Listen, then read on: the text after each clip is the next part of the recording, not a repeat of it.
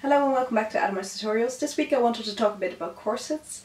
As some of you may know, I have actually started making corsets myself, and it is something I intend to pursue. I would really like to make this into a business. I'm still sort of working on different construction techniques and perfecting my patterns and all of that. So currently I'm not taking any commissions yet, but it is something I'm definitely thinking about going to do in the future. But this video will be very much a beginner's corsetry video, and it will be quite rambly, I suspect, because once you get me started at corsets, But I just want to address a couple of questions first-timers to corsetry may have, so let's get right into it. First of all, unfortunately I have to do this, I would like to clarify what a corset is, because since this whole trend of waist training started, there seems to be a bit of confusion what corsetry world considers to be a corset and what the general media seems to consider a corset.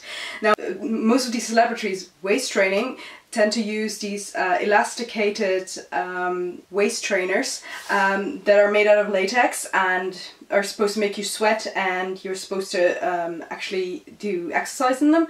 Now, this is not the thing I'm talking about. When I'm talking about corsets, I'm talking about a piece of garment with lacing at the back, with two loops here at the waistline so you can cinch it in.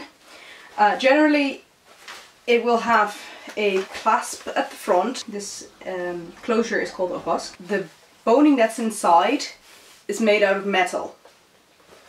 Now, you can get these also with plastic boning, but that's not the ones you want for reshaping your natural shape, basically, because that leads me right into why on earth would you wear these? Well, personally, I like the way a corseted figure looks.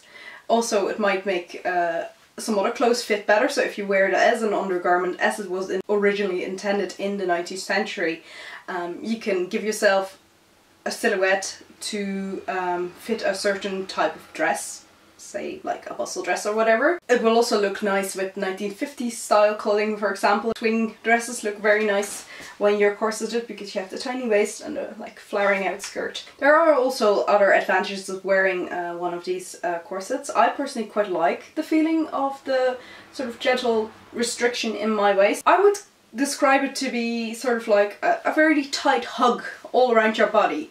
I don't find it uncomfortable. Now, I would like to say, in order for you to experience that, you need a well-fitting corset, and unfortunately I see a lot of people with corsets that don't fit them very well, and that may also lead on to the fact that they don't like corsets because they've never had one that actually properly suits their body. That leads me into the next question that I often get: isn't it dangerous? Now, I don't think corsetry has to be dangerous as long as you practice it responsibly. Do make sure that you're grown out. So this is not something for teenagers, sorry. I would not recommend someone who's still growing to be wearing corsets. Also, if you have any back problems or any sort of injuries, please check with your doctor first. I mean, just be sensible about it, and don't force your body to do something it doesn't want to do. Also, if your corset is hurting you in any way, by all means, loosen it, people. Seriously, don't put yourself through that. Also, if it does hurt, that can have several reasons. You can have had lace tight, then obvious solution is to loosen it a bit. But if you have a corset that doesn't fit you properly, that might also cause pain. So it may also be due to the corset itself. And then you have to look into where does it hurt. Does it have like, for example, a little pressure point here at the lower back? Then it may not be curved enough to your spine, for example. So listen to your body, that's the most important thing. If your body's telling you this hurts, then something is wrong, and you will have to find out what is causing that. In general, if you take it slow, build it up very slowly, it doesn't have to be dangerous. I mean, yes, your organs will move a little bit when you're laced, especially if you lace tightly, but they will shift back after you take off your corset. You know, organs in your belly are fairly loose and they can move about, and that's fine. A lot of people seem to be under the impression as well that corsets can make you thinner or that you can lose weight through them. This is not entirely true and not entirely false. Let me put it this way. It can make you definitely appear skinnier, or at least curvier. And over time, if you build it up very, very slowly, you will be able to close smaller and smaller corsets. So yes, over time, you might be able to size down in your corsets. Do take your time. This is the most important thing. Like, don't rush this. Listen to your body. Now I will say, this effect that you get for being able to cinch down smaller and smaller will only last as long as you keep regularly wearing corsets. So it's only semi-permanent, because if you just decided one day, no, I'm not wearing corsets anymore, your body will eventually return to its normal shape, its original shape. Now, in the days that corsets were worn from an early age, you did get some changes in, for example, the floating ribs that might actually grow already in the shape of the corset, because girls did start corseting quite young, even when they were still growing. And this is why I say please don't do this, because it will, or it could, permanently change the shape of your rib. Now you can, like I said, sort of change those floating ribs to move inwards over time if you do it very, very slowly, but you have to be careful and take your time with it. Also, on the topic of can it make you skinnier, you will notice that when you're corseted, you will not eat as much as you normally would. So you could use it to reduce your portion sizes, because you will feel quite uncomfortable and you can actually feel your stomach expanding. Only after I started like wearing corsets fairly regularly, I realized that this is where my stomach is, and I could actually feel it press against the corset when I eat a lot. So in that way, if you can reduce portion size and maybe combine it with also exercise out of the corset, then maybe you could lose weight by corseting. The next thing I wanted to talk about is how do you pick out a corset that is right for you. Now, of course, the best option is to get a corset made for you, made to your size and made to your specific needs. There's lots of like good corset makers out there, and if you want a full list of all the corsetiers in the world, Lucy from Lucy's Corsetry, I'll link her page here. She has a map on her blog that lists all the different corsetiers where you can order custom corsets. But I can understand that not everyone has the money to get 200 to maybe even 1,000, depending on what you want, euro corset, and it might be a bit above their budget and they want to try it out first with the cheaper corsets. I started that way. A lot of people have started this way. So then you could go for a ready-made one. Now, the problem with that is that, of course, that will not be necessarily the same as all your measurements. And yes, you can measure around your rib cage, you can measure around your waist, you can measure around your hips, but that doesn't necessarily mean that the length measurements are also appropriate for you, for example.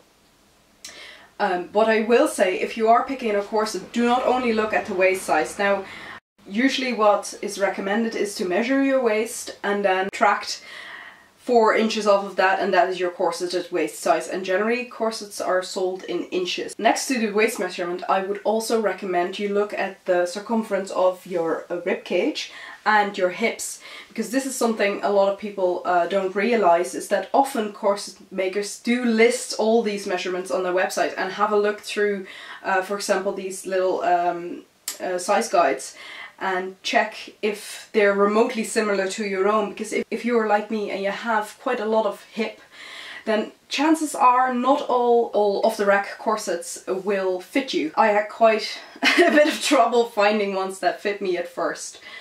Now, a couple of good places to start. If you're not terribly curvy yourself, then I would say have a look on, for example, Orchard Corsets. They have fairly decent metal-boned corsets. But if you have a little bit more hip like me, and I'm talking 11-inch difference between my waist and my hip measurement without a corset, then I would recommend having a look at Mystic City Corsets. She sells through eBay. She's very curvy corsets And also a good one to start with might be restyle.pl. It's a Polish website. They also sell other clothing, but they have a couple of corsets, and they have one that specifically is for curvier girls.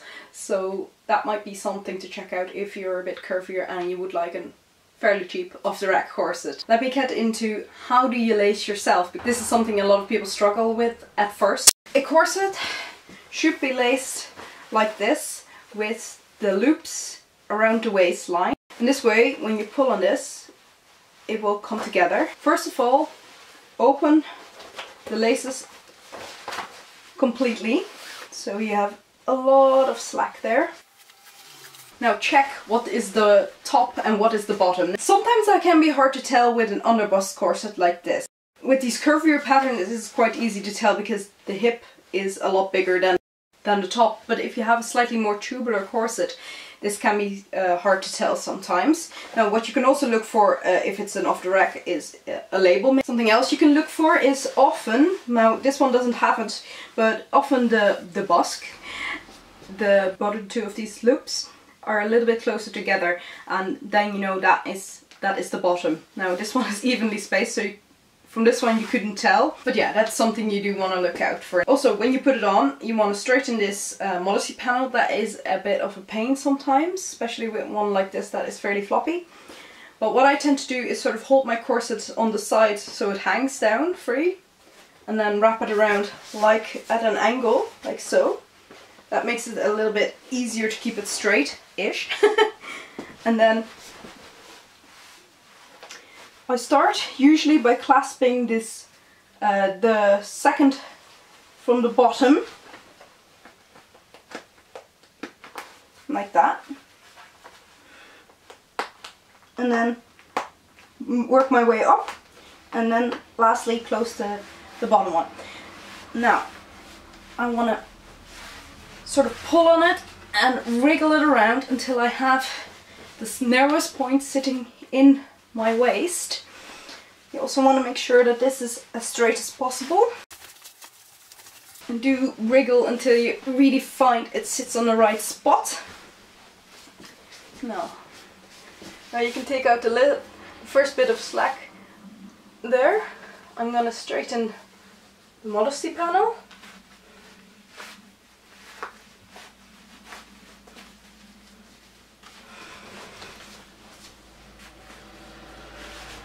And now we can start lacing up. Now what you want to do is try and keep these two bones as parallel as possible. As you can see, there's a little bit more space at the moment at the top than there is at the bottom. So we're first gonna pull on these crosses one by one, working our way from the top down.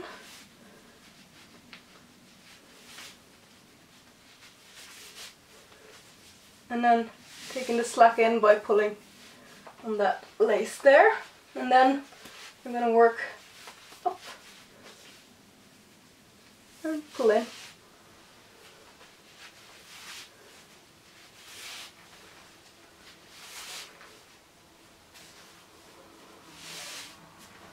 this point I straighten this again.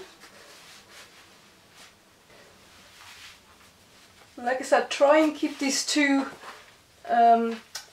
sides as parallel as possible. That's why I'm taking in a little bit more at the top than at the bottom at the moment, because it is not completely straight.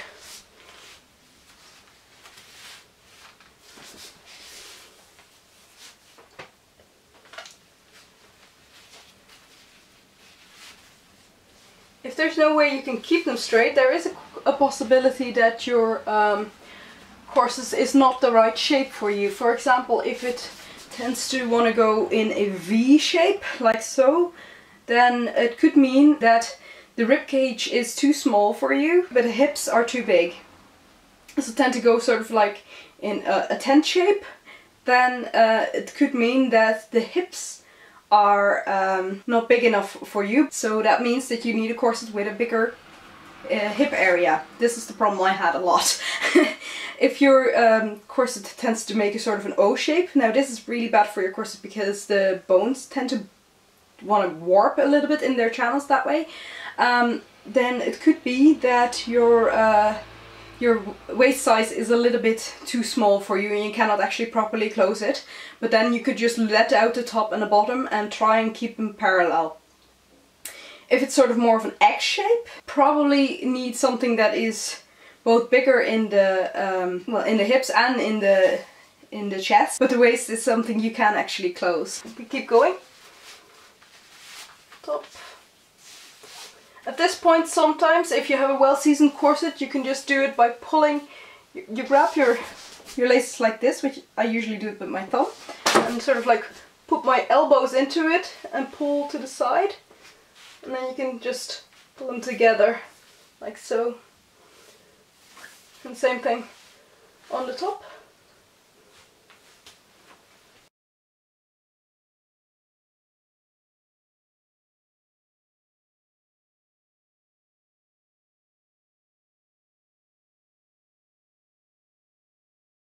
In order to keep it parallel, I have to keep the bottom a little bit looser, it seems. This is an off-the-rack corset and the under bust is a little bit on a small size for me. It should technically fit me, but the thing is, I do tend to displace my fat because it will, it does go somewhere, meaning that all the fat has to go up, and therefore I need a little bit more space in the rib cage. So there we go. Just gonna tie it, and I'm just tying it in normal shoelace style knots. That is the safest thing. If you need to get out of it quick, it's easier to release. Please do not tie your laces around the front. Now with a corset like this, it's probably not so bad, but if you have, say for example, a nice brocade or a silk, it will wear out the top layer of your fabric, and that would be a pity, I think. Also, again, if you need to get out of it quick, this is easy. You can just pull it and it will be, the knot will undo. This is one of the Restyle corsets. This is 24 inch when it's all the way closed. Lastly, how to take off your corset properly. Undo your knot at the back. It should come out fairly easy. And make sure to open it fully before you unhook your busk. If you don't do this, you have a chance of your pins popping off of your corsets. So just fully unlace it and let go.